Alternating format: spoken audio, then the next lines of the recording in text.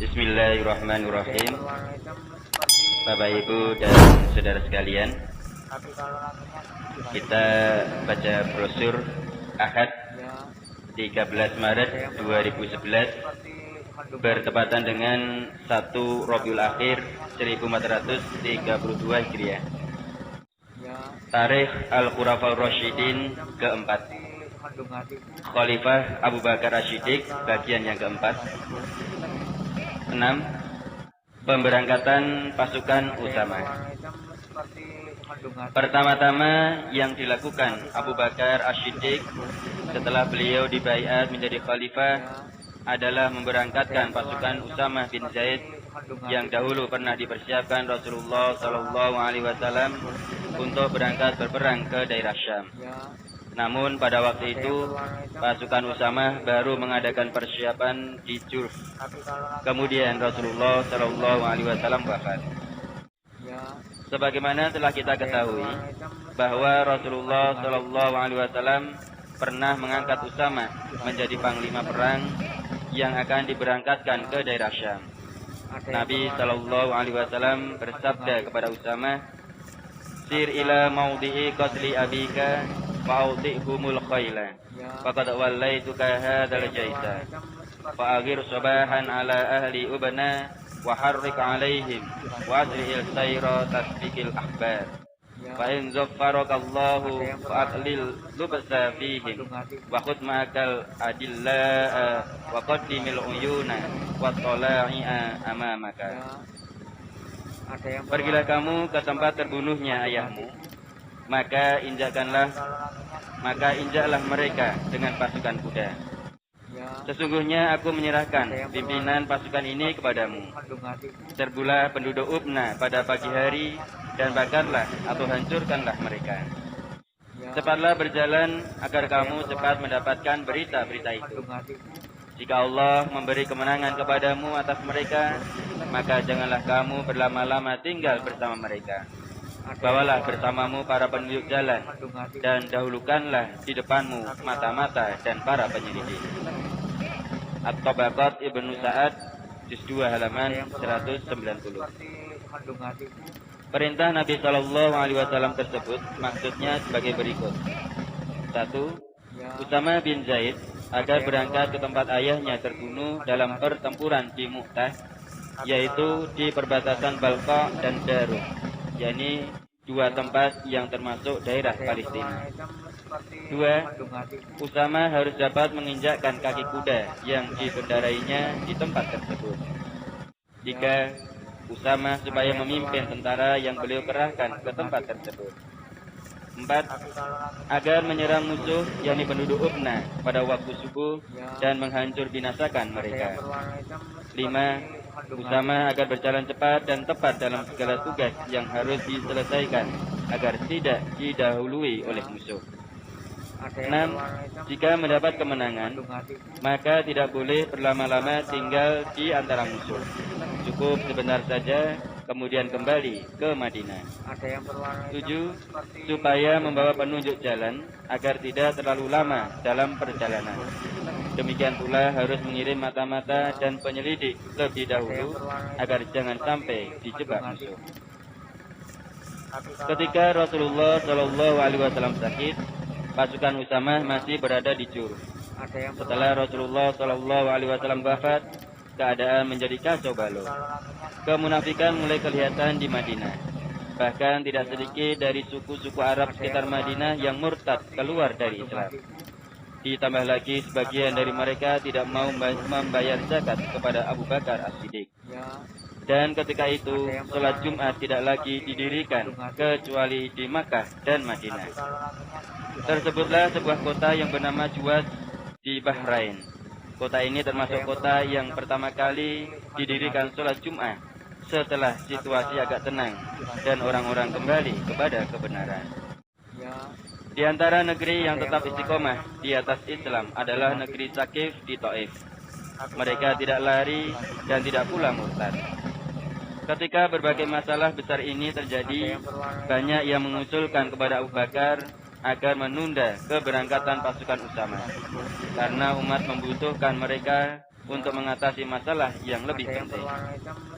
Dengan alasan bahwa pasukan yang disiapkan Nabi Shallallahu Alaihi Wasallam tersebut waktu itu dipersiapkan ketika negeri Islam Madinah dalam kondisi aman. Termasuk di antara orang-orang yang mengajukan usul tersebut adalah Umar bin Khattab radhiyallahu anhu. Ia mengusulkan penundaan keberangkatan pasukan Usama itu. Namun Abu Bakar As-Siddiq dengan tegas menolak saran tersebut. Beliau berpendapat harus tetap segera memberangkatkan pasukan Usama. Sampai-sampai beliau bersumpah, wallahi la uhillu uqdatan aqadaha Rasulullah sallallahu alaihi wasallam. Walau anna tayra tahtiquna wa shiba'u min haulil madinati walau annal kilaba jarrat bi arjuli ummahatil mu'minina la ujazzihanna jaisa usamata wa amurul harasa yakununa haulal madinah. Al-Bidayah wa Nihayah. Demi Allah, aku tidak akan melepas buhul yang telah diikat oleh Rasulullah Sallallahu Alaihi Wasallam. Walaupun burung-burung menyambar kita dan seluruh binatang buas di sekitar Madinah menyerang kita. Bahkan sekalipun anjing-anjing menyeret kaki-kaki ummahatul mu'minin atau istri-istri Rasulullah, aku akan tetap memberangkatkan pasukan Usama. Dan aku akan memerintahkan orang-orang tetap berjaga di sekitar Madinah. Al-Bidayah wa Nihayah, juz 6 halaman 695. Diriwayatkan dari Aisyah, dia berkata, "Lamma qubida Rasulullah sallallahu alaihi wasallam irtaddatil arabu qatibatan wa asyrabatin nifaqu. Wallahi laqad nazala bima law nazala bil jibalir rasiyati laha dhuha. Wa sara ashabu Muhammadin sallallahu alaihi wasallam ka'annahu mi'zan matiratun fi hassin fi lailatin matiratin fi ardin masba'atin. Wallahi makhtalafu fi nuqtatin illa tara abi bi taliha wa ananiha wa fasliha." Al-Bidayah wa Nihayah. Ketika Rasulullah Shallallahu Alaihi Wasallam wafat, orang-orang Arab kembali murtad dan kemunafikan tersebar di mana-mana. Demi Allah, sungguh beban berat menimpaku. Seandainya menimpa gunung-gunung yang kokoh pun, niscaya akan hancur luluh. Dan para sahabat Muhammad Sallallahu Alaihi Wasallam ibarat kambing yang putar kasir karena kehujanan di malam yang gelap gulita dan dingin di tengah-tengah padang pasir yang dipenuhi binatang buas. Demi Allah, tidaklah mereka berselisih, melainkan segala permasalahan itu berhasil diselesaikan oleh ayahku dengan cepat dan tepat. Al-Bidayah wa Nihayah, juz 6 halaman 696. Kemudian ketika Abu Bakar bersiap-siap memberangkatkan pasukan Usama, sebagian kaum Ansor berkata kepada Umar, "Katakan kepadanya agar beliau mengganti dan tidak menunjuk Usama sebagai pemimpin kita." Maka Umar segera melaporkan hal itu kepada Abu Bakar. Maka Abu Bakar menarik janggut Umar dan berkata, "Sakilatka ummaka ya ibnal Khattabi, uammiru ghaira amiri Rasulillahi sallallahu alaihi wasallam." Thumma nahadha binafsihi ilal jurfi fasta'rada jaisa Usamata wa amarahum bil masiri wa sara ma'ahum masiyan wa Usamatu raqiban wa Abdurrahman ibn Auf yaqudu bi rahilatis siddiqi. Fa qala Usama, "Ya khalifata Rasulillah, imma an tarkaba wa imma an anzila." Faqala, "Wallahi lasta binajilin wa lastu biraqibin." Summa tatlaqa as-siddiqu min Usamata Umar bin al-Khattabi wa kana muktatiban fi jaisihi fa atlaqahu lahu. Falihada kana Umaru la yalqahu ba'da dhalika illa qala, "Assalamu alayka ayyuhal amir." Al-Bidayah wa Nihayah. Susah payah ibumu melahirkanmu, wahai Ibnul Khattab. Apakah aku akan mengangkat pemimpin selain pemimpin yang telah ditunjuk Rasulullah Sallallahu Alaihi Wasallam? Kemudian Abu Bakar segera bangkit dan berjalan menjujur untuk memeriksa pasukan Usama. Lalu beliau memerintahkan agar pasukan diberangkatkan. sementara beliau mengantar dengan berjalan kaki bersama mereka. Waktu itu Usamah menaiki kendaraan, sedangkan Abdurrahman bin Auf memegang tali kekang unta Abu Bakar As-Siddiq. Usamah berkata, "Wahai Khalifah Rasulullah, naiklah ke atas kendaraan ini, atau aku akan turun." Abu Bakar menjawab, "Demi Allah, engkau tidak boleh turun, dan aku tidak akan naik." Setelah itu Abu Bakar meminta kepada Usamah agar Umar bin Khattab diperbolehkan untuk menemani beliau di Madinah, yang mana sebelumnya Umar termasuk satu di antara anggota pasukan Usamah. Maka Usamah pun mengabulkannya. Setelah peristiwa ini, Umar kalau bertemu dengan Usamah mengucapkan salam kepadanya. "Assalamu alayka ayyuhal amin." Abidayah wa Nihayah, juz 6 halaman 696. Sebagaimana kita ketahui bahwa ketika Rasulullah Shallallahu Alaihi Wasallam menunjuk Usamah bin Zaid untuk memimpin pasukan, banyak orang yang heran dan tidak setuju karena Usamah bin Zaid masih muda, sedangkan pasukan yang dipimpinnya banyak orang-orang tua yang sudah berpengalaman. Setelah Nabi Shallallahu Alaihi Wasallam mendengar yang demikian itu, beliau pun sangat marah. Beliau dalam keadaan sakit, dengan memakai ikat di kepala, beliau keluar dari rumah dengan wajah yang tampak marah sekali. Kemudian beliau naik mimbar dan berpidato. Setelah beliau memuji Allah dan menyanjungnya, lalu beliau bersabda, "Amma ba'du, ayuhan nasu, fama maqalatun balagoni an ba'dikum fi ta'miri Usamah, wala in tu'antum fi imarati Usamata, laqad tu'antum fi imarati abahu min qablihi. Wa aimullah, in kana lil imarati la khaliqan, wa inna ibnahu min ba'dihi la khaliqun lil imarati. Wa in kana la min ahabbin nasi ilayya, wa innahuma la maqilani li kulli khairin, wastausu bihi khairan, fa innahu min khiyarikum." Adapun sesudah itu, wahai segenap manusia, mengapa ada perkataan-perkataan yang sampai kepadaku dari antara kalian tentang penunjukanku kepada Usamah? Jika kalian mencela tentang pengangkatanku kepada Usamah menjadi pemimpin pasukan, maka berarti kalian mencela tentang pengangkatanku terhadap ayahnya dahulu menjadi pemimpin pasukan. Demi Allah, jika ia, yakni ayahnya seorang yang pantas memimpin pasukan perang, maka sesungguhnya anaknya pun pantas pula menjadi pimpinan sepeninggalnya. Sesungguhnya ia adalah salah seorang yang paling aku cintai, dan sesungguhnya keduanya menjadi tempat persangkaan bagi setiap kebaikan. Sebab itu nasihatilah yang baik kepadanya, karena dia adalah termasuk orang pilihan di antara kalian. Tabaqat Ibnu Sa'ad, juz 2 halaman 190. Setelah Nabi Shallallahu Alaihi Wasallam turun dari mimbar, lalu beliau masuk rumah.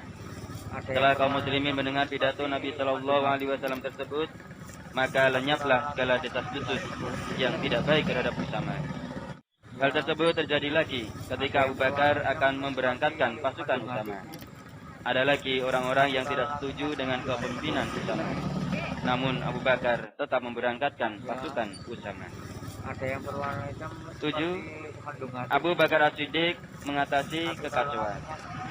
Ibnu Ishaq berkata, "Walamma tuwfiya Rasulullah sallallahu alaihi wasallam adumat bihi musibatul muslimina, fa kanat Aisyatu fima balagani taqul, lamma tuwfiya Rasulullah sallallahu alaihi wasallam irtaddat Arabu wasra'abatil yahudiyatu wa nasraniyatu wa najaman nifaku wa saral muslimuna kal ghanamil matirati til lailati syadiyati ifaqdi nabiyihim sallallahu alaihi wasallam hatta jama'ahumullahu ala Abi Bakrin." Ibnu Ishaq. Setelah Rasulullah sallallahu alaihi wasallam wafat, musibah besar menimpa kaum muslimin. Menurut berita yang sampai kepadaku, Aisyah berkata, ketika Rasulullah Shallallahu Alaihi Wasallam wafat, maka orang-orang Arab kembali murtad. Orang-orang Yahudi dan Nasrani mulai mengintip kekuatan kaum muslimin. Sementara kemunafikan tersebar di mana-mana, Kaum muslimin ibarat kambing yang kocar-kacir diguyur hujan lebat pada malam gelap gulita yang pekat dan dingin, sehingga Allah menyatukan mereka kembali di bawah kekhalifahan Abu Bakar.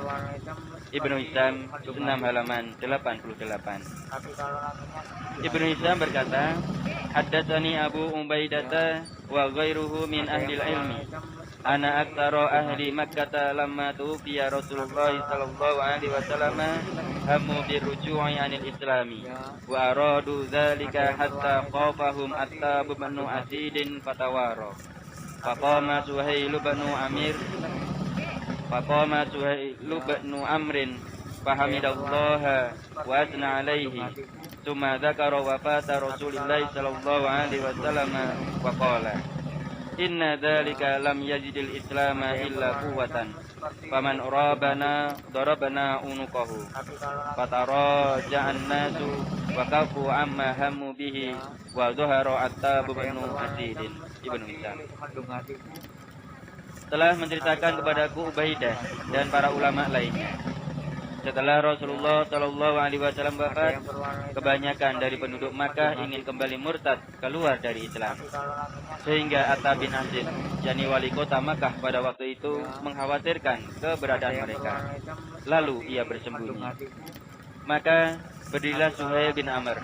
Dia mulai pidatonya dengan memuji Allah dan menyanjungnya. Kemudian ia menyebutkan perihal wafatnya Rasulullah Shallallahu Alaihi Wasallam dan berkata, wafatnya Rasulullah Shallallahu Alaihi Wasallam tidaklah menambah Islam kecuali semakin kuat. Maka barang siapa ragu-ragu kepada kami, akan kami penggal lehernya. Akhirnya orang-orang kembali kepada Islam dan berhenti dari keinginan mereka untuk murtad. Dan Attab bin Asid kembali muncul. Ibnu Hisham juz 6 halaman 88. Selain peristiwa di atas, kaum Bani Hanifah dan sebagian besar orang-orang di Yamamah bergabung dengan Musailamah Al-Kadzab, dan Bani Asad maupun Thayy dan lainnya bergabung dengan Tulaihah Al-Asadi yang mengaku sebagai nabi baru, seperti halnya Musailamah Al-Kadzab. Suasana semakin kacau balau. Sementara As-Siddiq tetap memberangkatkan pasukan Usamah yang membuat bala tentara di Madinah semakin berkurang. Akhirnya keadaan ini membuat banyak dari suku Arab bersiap-siap untuk menyerang dan merebut kota Madinah. Namun Abu Bakar cepat tanggap dengan mendirikan pos-pos keamanan di sekitar kota dan menunjuk para pemimpin pos-pos tersebut. Di antaranya Ali bin Abu Thalib, Jubair bin Awam, Thalhah bin Ubaidillah, Sa'ad bin Abil Waqqas, Abdurrahman bin Auf, dan Abdullah bin Mas'ud. Al-Bidayah wa Nihayah 6 halaman 702 bersambung.